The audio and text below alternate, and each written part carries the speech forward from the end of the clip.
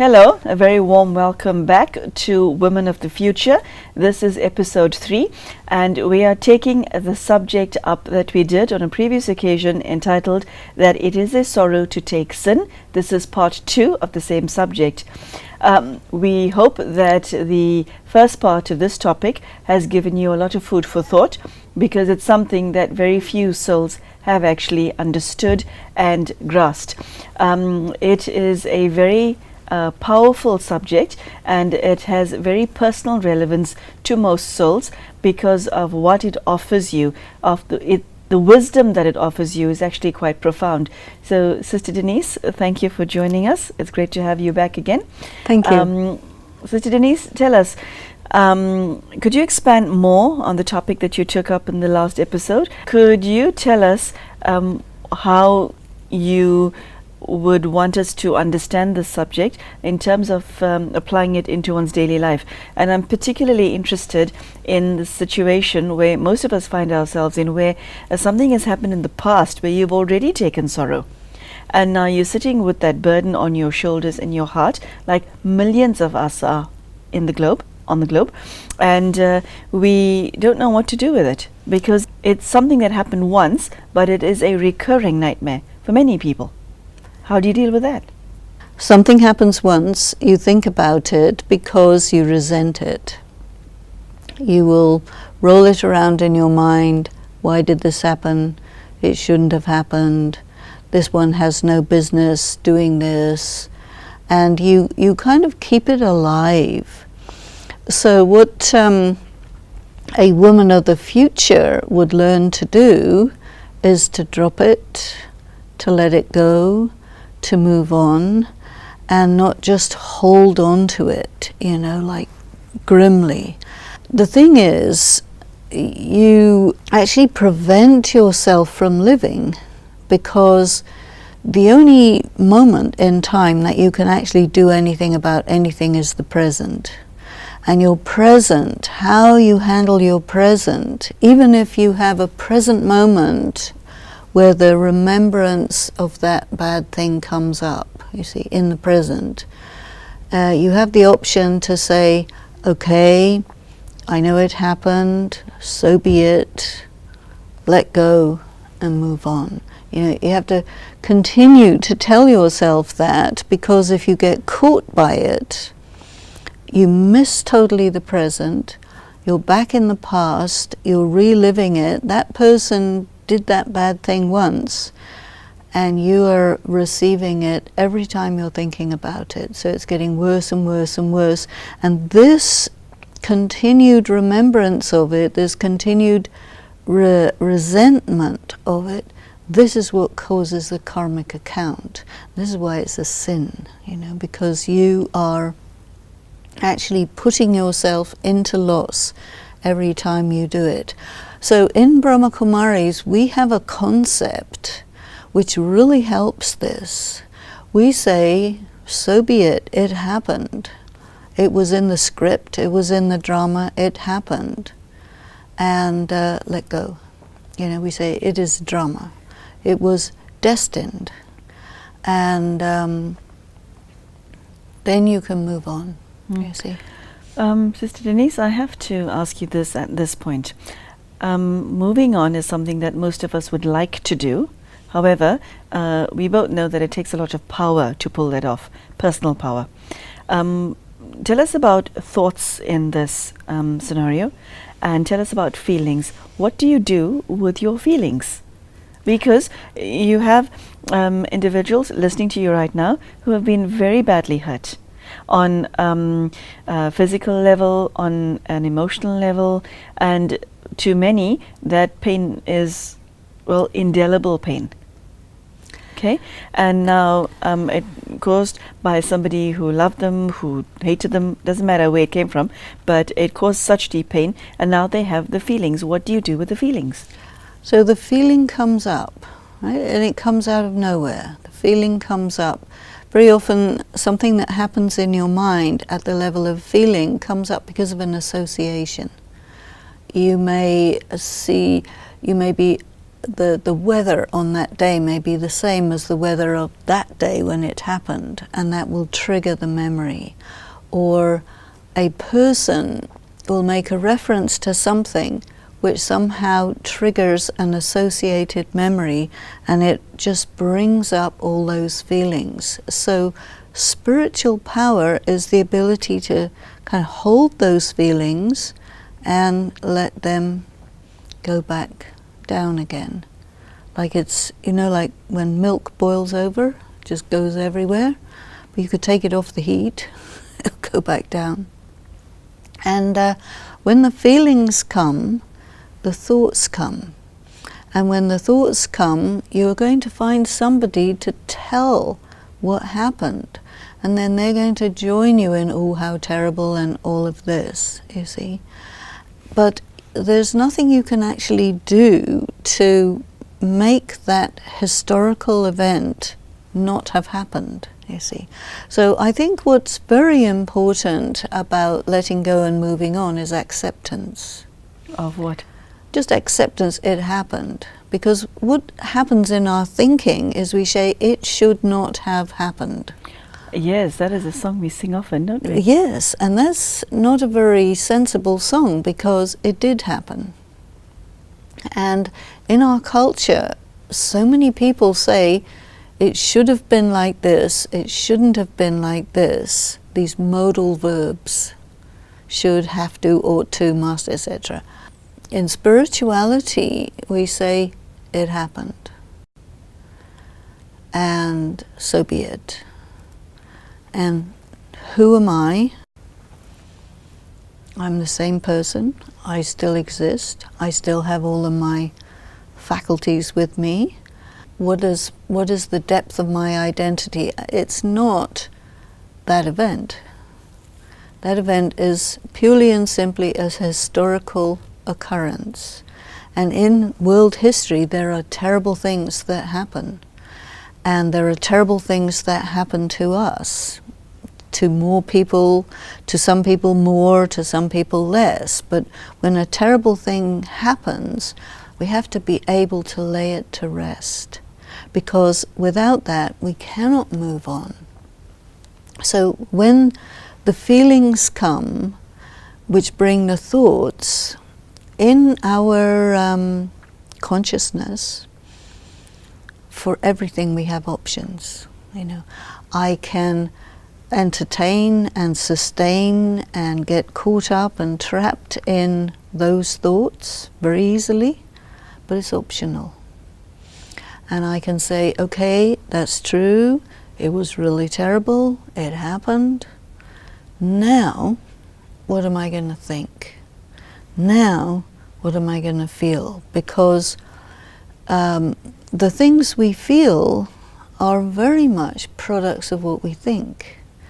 And if a memory comes up, which brings all kinds of feelings with it, it comes up into our conscious mind or the screen of our mind, and then we observe it, and we can decide, and we have to decide, I'll keep it, or I'll say, this is a historical event, I have worked it through, and it came up again, and I'm satisfied that, okay, it is what it is.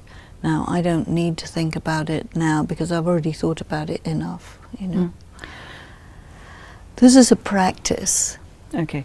Sister Denise, holding on to the past, holding on to pain, trauma, is a sign of what then?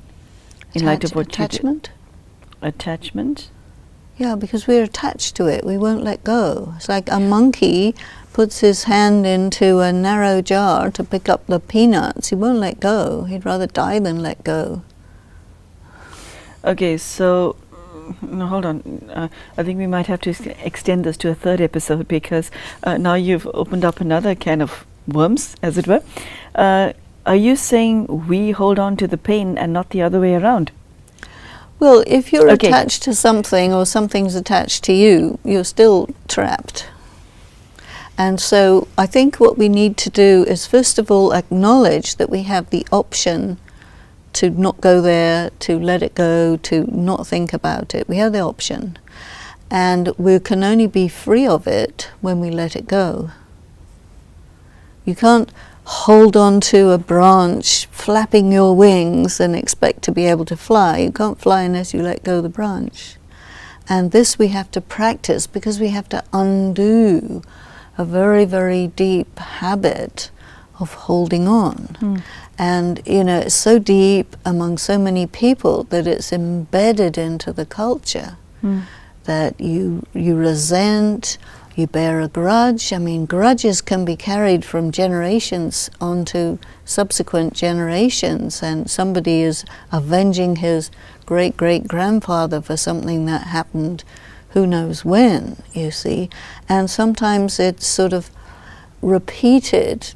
You know, when we talk about something that happened and we amplify how horrible it was, we give it life. Okay, so talking about past pain amplifies it. It doesn't bring resolution. Well, it depends how you talk about it. You see, if you have a trauma, which many people have many traumas, okay, you say, okay, I need to get through this trauma. So you open it out. And you say, okay, this happened, this happened, this happened, this happened.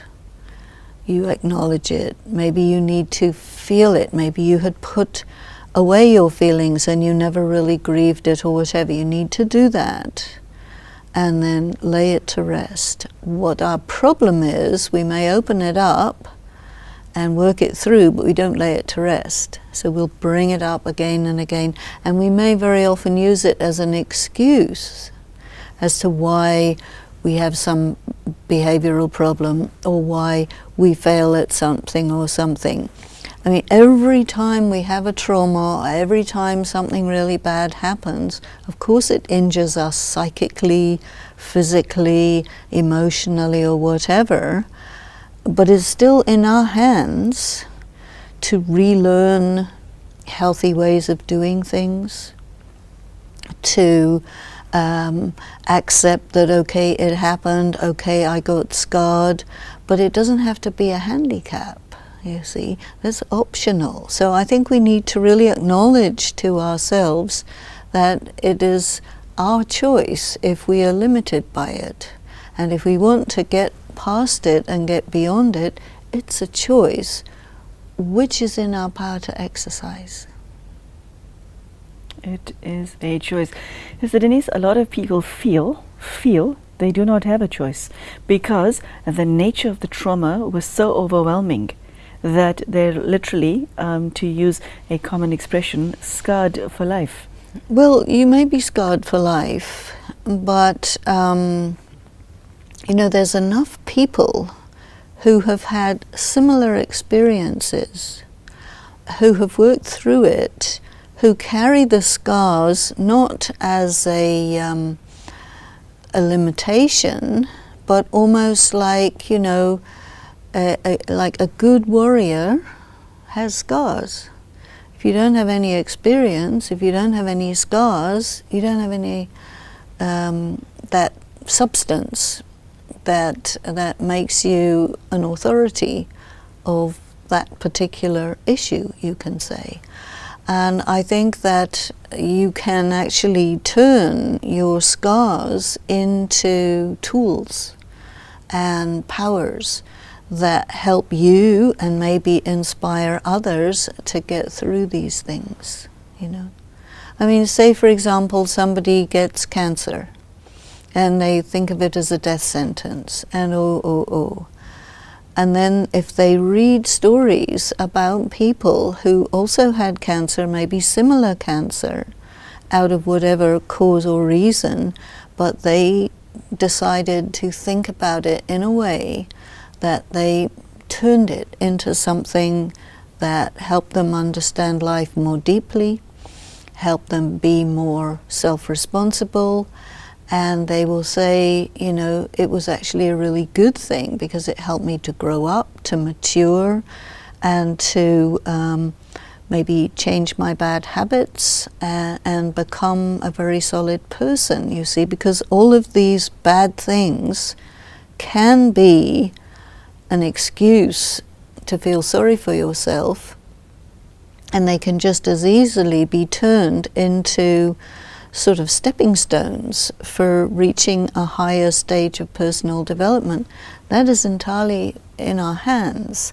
And I think the usefulness of the stories of how other people did it is it is a great inspiration that, well, if this one can do it, why not me? I can. So we can learn from someone else's pain then? Well, we can.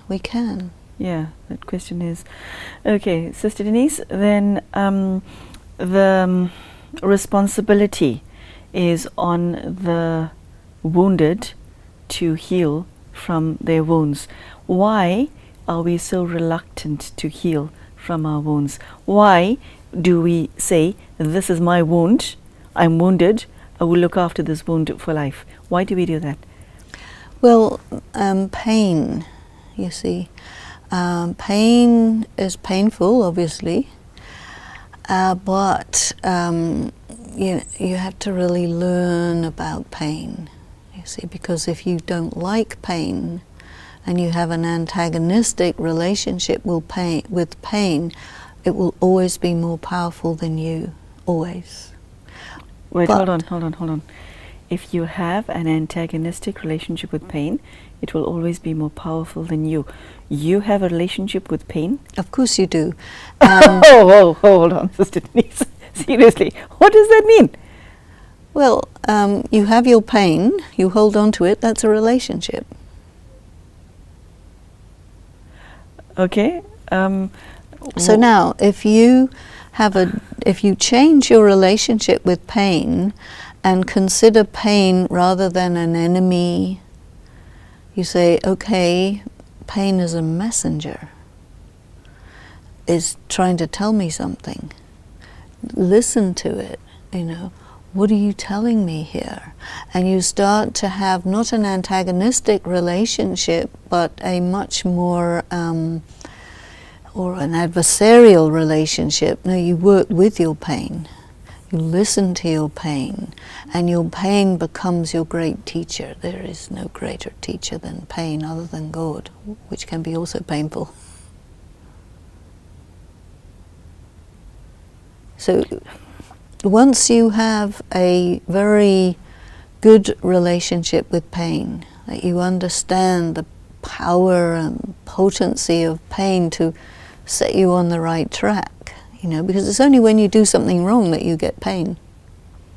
If you're doing the right thing, you're okay. But we're living in such times where all of us come to the table doing things in a topsy-turvy way, which means a wrong way, and it's going to get us into trouble, and that trouble will be painful, which is a message to say, hey, you're going about life the wrong way, and this is why it's painful. So listen to the message of pain, and you can start to correct your trajectory through life, and in the process become an extremely wise and deep person, which is well worth being.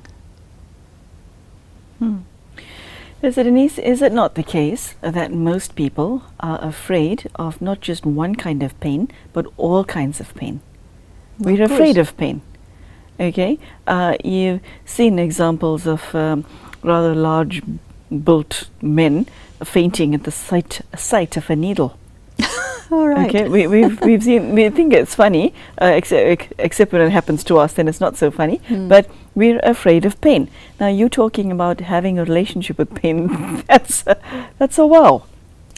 I think that you have pain, you have trauma, and you have a relationship with it. You don't like it, you resent it, you want it to go away, you take drugs, this, that, or the other to make it go away. The best painkiller is morphine, And so pain has a duty to tell you a message, to give you a message, and if you're avoiding it, it's going to intensify the pain. Okay, so what you're saying is, you can't run away from pain.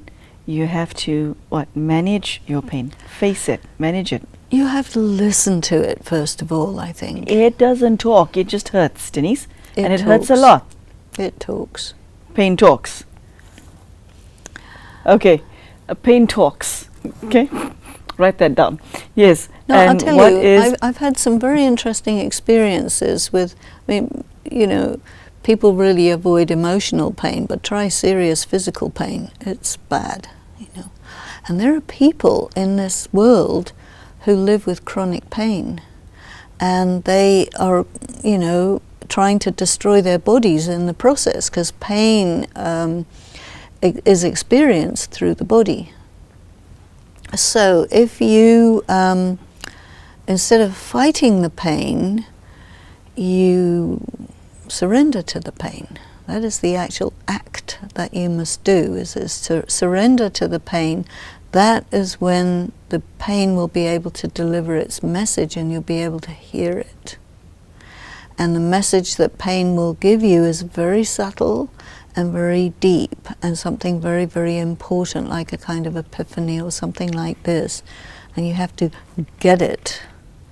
And as long as you're like this, fighting it, you're unable to hear. It's almost like people who've turned off their conscience. They don't listen to that voice. So something has to be worse to sort of get you. It's almost like a natural law. Something will happen to get you to get the message, you see. Because a human being cannot go beyond a certain point. So pain will be something that stops it going beyond that, and it'll put you right. It's a phenomenon. And anybody who has reached this point of surrendering to pain and experiencing how the pain will leave them and leave a legacy of wisdom, they will never again dislike pain.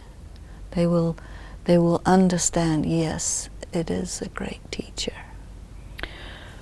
Wow, as with the previous episode, that was quite an earful.